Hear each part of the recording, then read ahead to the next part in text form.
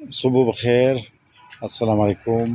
آج کیوا ویرائٹی جو ہے اٹالین بلیک بیری کیوا ویرائٹی کی 200 پودے بہاولپور کے لیے بھیج رہے ہیں۔ یہ 200 پودے ہیں، تقریباً 19-20 کے قریب پارسلز ہیں، اس میں 200 کے قریب پودے ہیں۔ یہ باغ بنانے کے لیے بہاولپور کے لیے بھیج رہے ہیں، اور اس میں کچھ پودے جو ہے یہ فلوریڈا کنگ کی 10 پودے ارلی گرانڈ کی، 10 پودے نیکٹرین کی، اور 10 پودے پیکان نٹس کی یہ بھی روانہ کیے ہیں۔ تو آج آپ کو بلیک بیری کے بارے میں بتانا تھا۔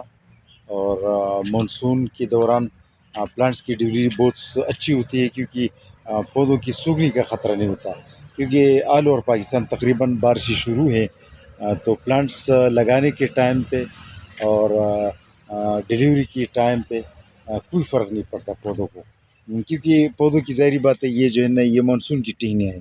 یہ جو اس کی نئی ٹہنیاں بن رہی ہیں نا، یہ مانسون میں جو ہے نا، یہ اس کی اچھی گروتھ ہر پلانٹ کی، صرف بلیک بیری کی نہیں، ہر پلانٹ کی اچھی گروتھ شروع ہوتی ہے۔ تو ڈلیوری پلانٹس کی ترسیل کا اور پلانٹس لگانے کا سال میں 2 بہترین ٹائمز ہوتے ہیں۔ ویسے تو سال کے 12 مہینے پلانٹس کی پلانٹیشن کی شوقین پلانٹس لگاتے ہیں، لیکن جو بہترین ٹائم ہے، رسک فری ٹائم ہے، یہ سردی کا موسم اور برسات کا موسم۔